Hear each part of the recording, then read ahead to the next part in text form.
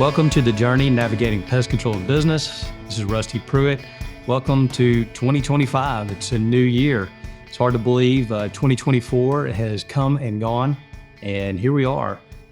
Today is January 4th, 2025. Today is my youngest son's actually his birthday. He is a teenager today, turning 13. Last minute trip. Kids are out of school till I think next Tuesday, and so last minute trip down here to Destin, Florida. So I'm here recording with beautiful water behind me. It's a nice 44 degrees outside, I believe.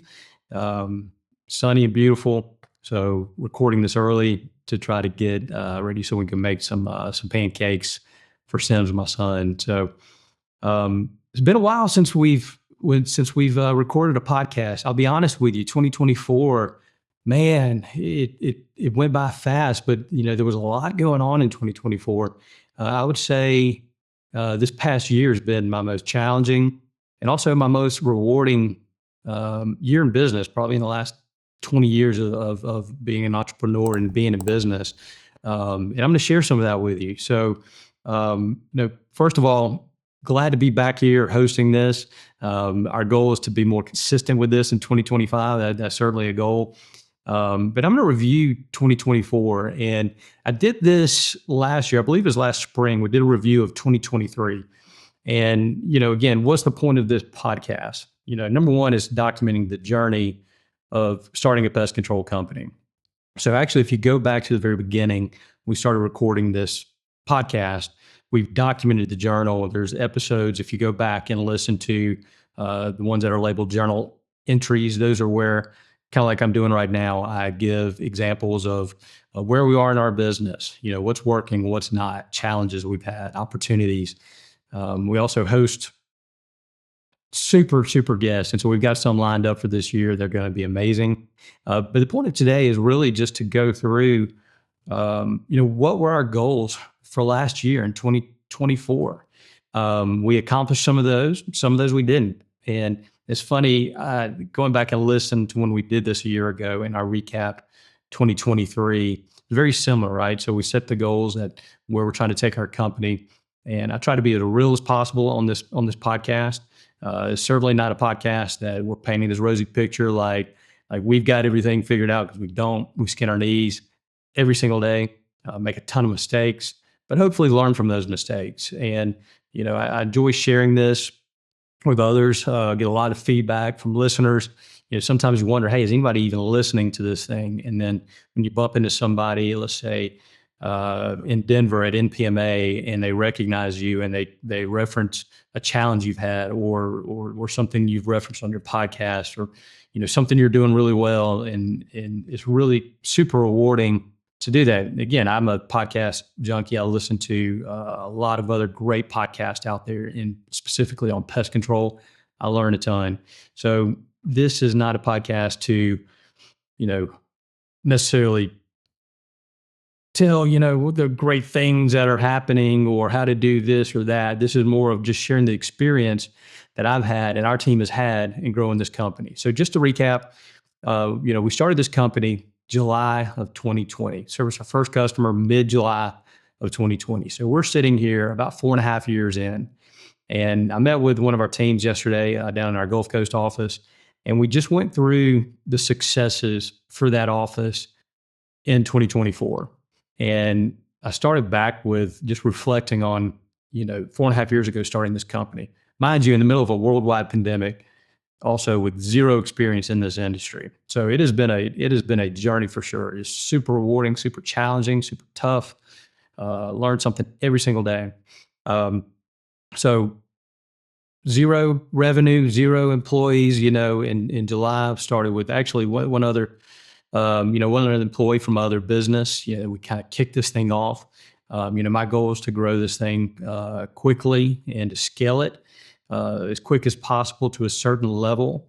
And honestly, my goal is to get to $3 million in revenue in the first 3 years.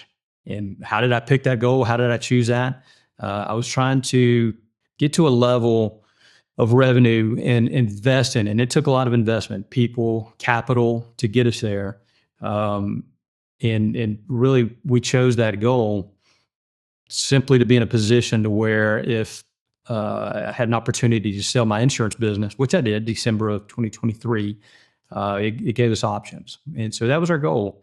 So last year, or 2023, we finished, oh gosh, I can't even remember, around 2 million in revenue. I'm sorry, 3 million in revenue at the end of 2023. And so I'm going to go over our of where we are today, as a company. I'm going to go over our goals that we set for 2024, and did we hit our goals? Where did we fall short? What did we accomplish? What did we learn? What did we learn from last year? Holy smokes, learned a ton. Absolutely learned a ton as I get ready for this podcast episode, and I reflect and I take notes on the things that I'm taking away from this year. Man, there's so many good, bad, pretty ugly, just a ton of learning experiences from this previous year. So going back to our goals that we set for 2024. All right. So number one, our sales goal. We set a goal of $2.7 million in new annual contract value sales. Now, again, that's different than total revenue, right? So if we sell a contract, let's say a pest control agreement for a 1-year agreement, and you got an initial service fee that first month, and then you have 11 months of collecting, a monthly subscription. I call that our annual contract. So obviously, we're not going to realize all that revenue in year one, depending on when we sell it. So our goal is to do $2.7 million in sales. Okay. Number two, we realized there was an opportunity to expand our sales force. So we recognized that there was opportunity to hire outside sales professionals. We call them field sales professionals. So our goal was in total to hire 7 sales professionals for our organization. So we had 4 that we were hiring, 4 to 5 that we were hiring in different locations, in addition to 1 internal sales professional. So that was goal number 2. Goal number 3 was to implement a training and onboarding process for our new team members. So we knew for bringing on that many people, just on the sales side alone, we had to get organized on onboarding new people. So that was goal number 3. Number 4, our goal is to finish at $4 million in total revenue. So we finished around $3 million at the end of 2023. So our goal is to finish at $4 million in revenue at the end of 2024. Drum roll. Did we hit that? I'll share that with you later. Number 5, open in Huntsville. So our goal is to open a location in Huntsville, Alabama. If you're not familiar with our state, that's in North Alabama. Super fast growing market. Something that I've referenced in previous episodes, that we had a goal and a desire to go into that market. However, I've literally pumped the brakes. The previous 2 years I pumped the brakes, even though we'd set it a goal and a rock to open in that market. My gut told me at the last minute, this is not right. You've got too much meat on the bone in the market you're in, and there's some systems and processes we need to get in place. But that was a goal we set for this year, and I'll go over that. We also had a rock to hire 3 service professionals. So we knew with the growth and the projection we were taking on board, we knew we needed really good people out in the field, servicing these customers, taking care of customers, being the face of our company. Our service professionals are the face of our company. So those were our goals for 2024. Now, did we accomplish those goals? Right? Number 1, I'm going to go through those. I'm going to go through where we finished on each of those targets. And again, this isn't painting a rosy picture like it's just simply amazing and we just killed it, because we did in certain areas in our company. There are definitely some areas we did not accomplish what we set out to do. And there's some good reasons, why we had to shift on some of those. But again, the point here is to share the good, the bad, the ugly, right? So number 1, $2.7 million in sales. Let me take a step back and walk through a process that we went. So this was back in November of 2023, and we were doing goal planning for 2024. And, we really wanted to grow aggressively in 2024. 2023 was a year for, we wanted to have good, profitable growth. So we finished 2023 around, when it's all said and done, completed sales in the ground, around 2 million in that year. About 1.8 million is really where we finished when you back out liquid conversions over to our bedding system through Centricon. So like raw new sales, $1.8 million in 2023. When we were doing our plan for 2024, we set an aggressive target, and our goal was to do $4.4 million in new sales in 2024 originally. And how do we come up with that number? Well, we really looked at each market we were in, and we started, really kind of breaking it down per person. And that's how I tend to look at sales goals. I look at what is our capacity, right? What is our market availability? And it comes down to how many proposals or how many leads can we get out there, right? Do we have the marketing to fill that funnel, right? Once we fill that funnel, do we have a team that can handle the volume of proposals, whether it's 400 proposals a month company-wide or 1,000, right? So we really break it down by market and by person when we do our sales goals.